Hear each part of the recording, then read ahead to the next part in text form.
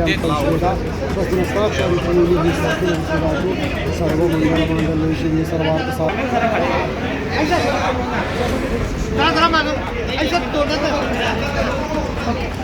शेवटी कोणीही दोषी असेल तर त्या दोषीवरती कडक कारवाई झाली पाहिजे.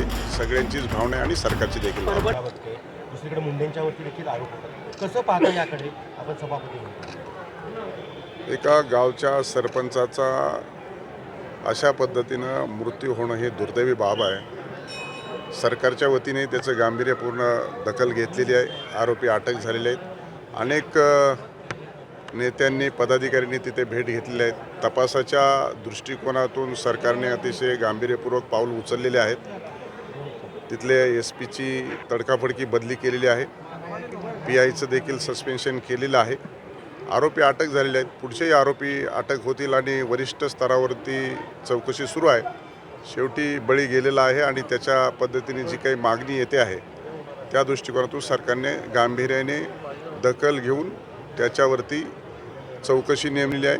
शेवटी कोणीही दोषी असेल तर त्या दोषीवरती कडक कारवाई झाली पाहिजे ही सगळ्यांचीच भावना आहे आणि सरकारची देखील भावना. परभणी घटनेला मुख्यमंत्री जबाबदार अशी टीका राहुल गांधींनी केली.